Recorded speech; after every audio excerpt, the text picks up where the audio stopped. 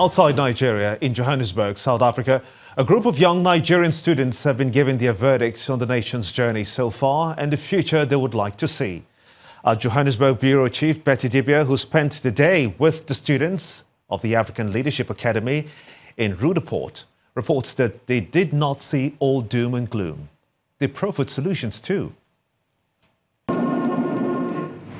The President's 37-point speech touched on all the things the citizens would like to hear and see actual changes about. And the third anniversary of this event.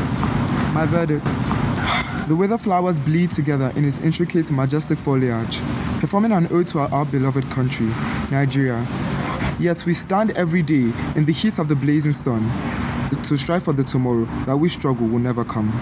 I see anger, which transforms to exasperation, a bit of desperation, and then towards the end, you remind the people of the Nigerian spirit, the much talked about Nigerian spirit. Why? I wrote this poem to exemplify the strength that we have as Nigerians, despite the fact that we're not pushing ourselves forward, and a certain part of this has also to do with the governmental institutions which lead and embody us. Hanging out with Temilolu and his friends, all Nigerians, the young students are very clear on the Nigeria they would like to see, despite the many worrisome headlines. The problem is the people, it's not the economy. And I want to say that change starts with the people, and everything is possible. If you are determined to change, then we'll see the Nigeria that we've been dreaming about. I would like to see a Nigeria whereby all the tribes are united. We do not judge a leader based on where they are from, as opposed to what they can offer to the country. I would definitely like to see a Nigeria whereby the war against corruption is not a political one. Dr. Alex Asakitibi is a sociologist at Monash University in Johannesburg, and he is happy younger Nigerians are raising their voices as to how their country should be. The democratic process must fully integrate the youth because their creativity cannot be quantified. They interact with other people in other parts of the continent and other parts of the world. They know what they want to do, but they are constrained. Government should try to remove that constraint, provide infrastructure, and then you will see what it can do.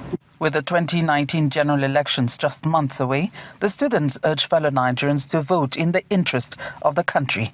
Profound words from the young who say they hope the nation's next Democracy Day will be filled with so many more milestones attained and be much greater than the present. From Johannesburg, South Africa, Pt.3, Channels Television News. Let's quickly shift gears now, shall we, and take you to our Abuja studios where Ibrahim Adra is standing by to take us through. Ibrahim. Well, Gibber, let's continue with the Democracy Day celebration where other state governors are also reeling out their scorecards. In Rivers State, Governor Nyesom Wike has been giving account of his stewardship in the past 3 years. But he has also identified what he terms danger signs ahead of the 2019 general elections in the state, calling on all institutions involved in the exercise to play by the rules. Our correspondent Emmanuel Ray reports.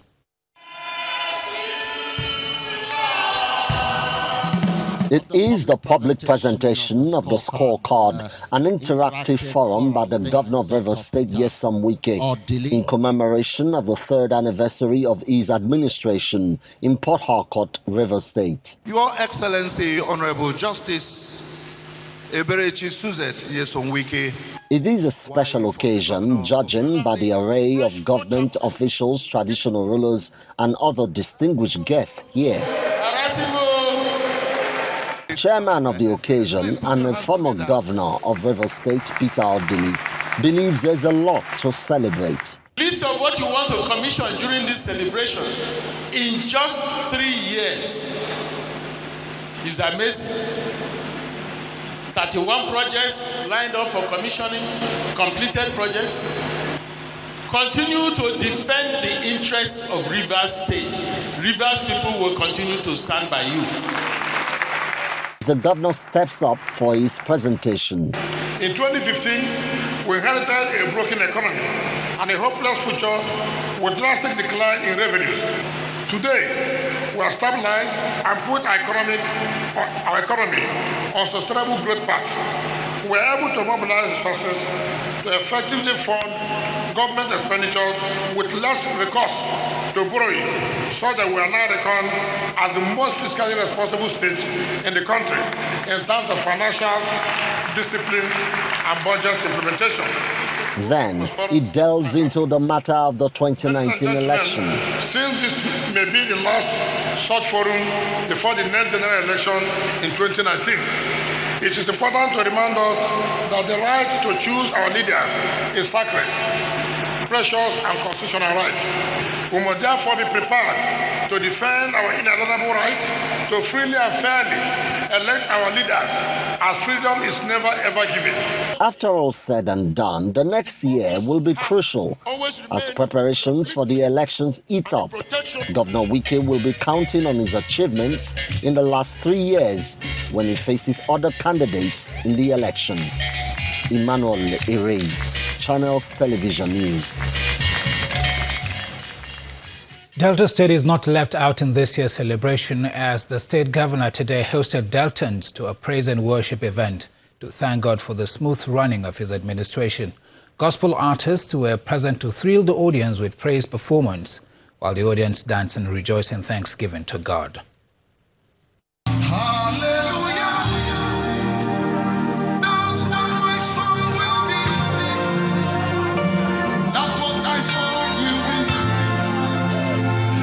That's what I saw, no matter the opposition. Hallelujah. It's an atmosphere of praise and worship to celebrate the 3rd anniversary of the Okowa administration. That's what I saw. Just for people, everybody say hallelujah. Lift it up, sir. Governor Ifeanyi Okowa, flanked by his wife, Dame Edith Okowa, past governors James Ibori and Emmanuel Oduagan, clergymen, state representatives of the upper and lower legislative house formed part of the dignitaries that graced the occasion.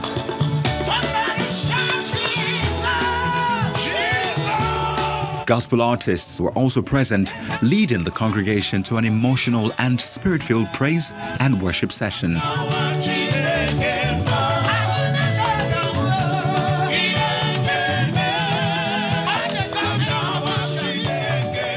Guest Minister Reverend Uma Okpai speaks on the need to focus on delivering the dividend of democracy, leads a special prayer session. Whoever had placed a curse upon Delta, that curse is now annulled and cancelled.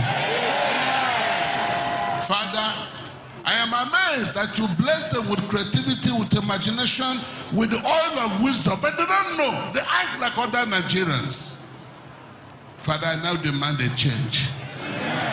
Father, there must be a change. A grateful Governor Okowa then promises to ensure that all projects will be completed. He also used the opportunity to announce the resumption of the Asaba Airport. As many of the projects started in the past, we will complete, including the school projects. And we will continue to do the very new projects which will impact on the lives of our people. We thank God for our airport, which has opened again to business. A grateful heart. That's the theme of this event, which also marks the beginning of the final 365 days of this administration's current term.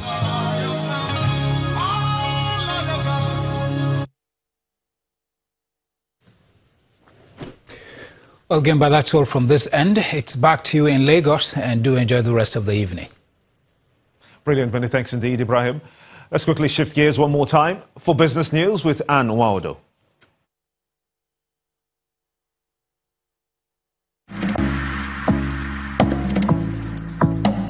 You first.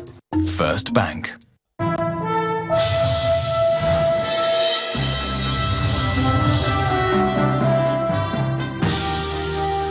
Thank you, Gimba, and happy Democracy Day.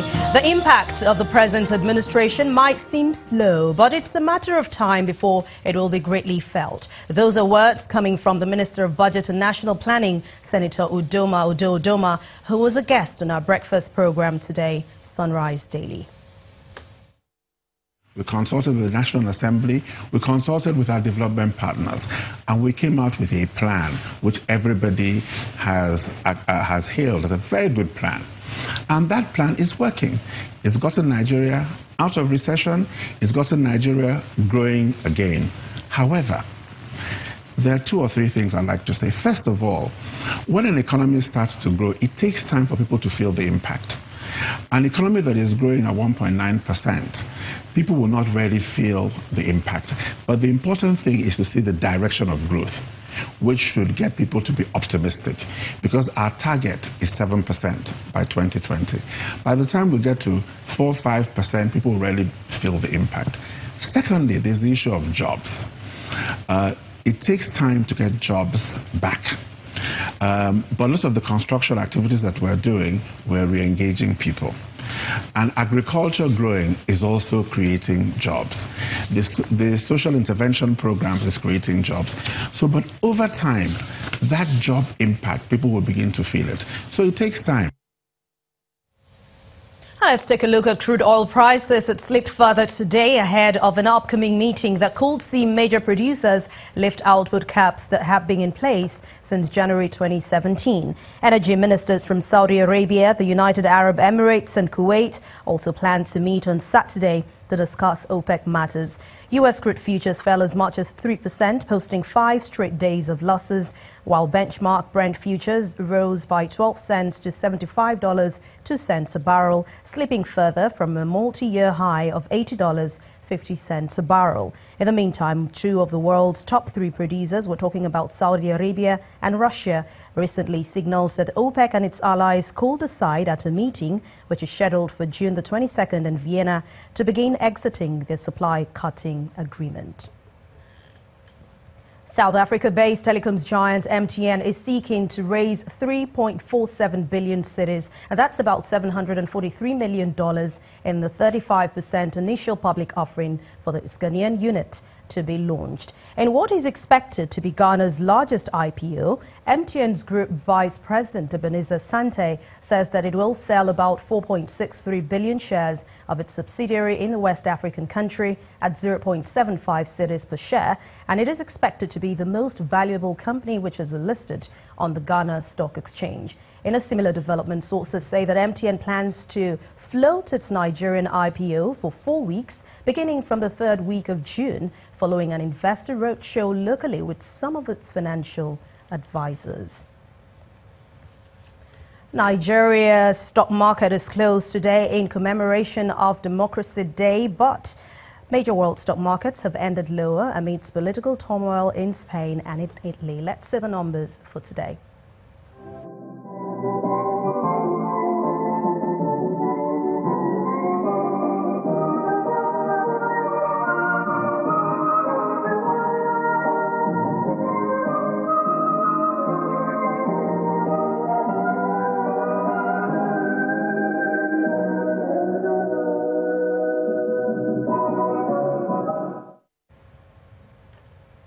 That's Business News Tonight. Thank you so much for watching. I'm Anne Nwawado. It's back to you, Gimba.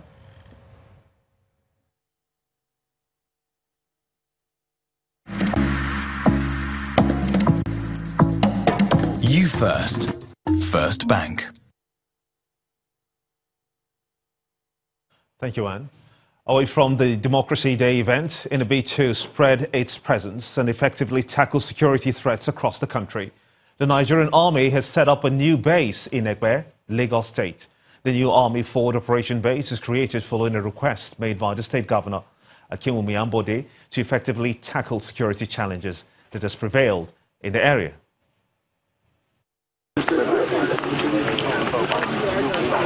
In Igboye, a remote community in Ekpe in Lagos, the new army formation is established. The forward operating base is in response to a request by the state government to have more presence of military in the area recently marked by crime, especially kidnapping and cultism. The formal commissioning is attended by the Chief of Army Staff, Lieutenant General Tuko Buratai, who is accompanied by senior ranking officers. The governor of Lagos State, Mr. Akinwumi Ambode, is also here.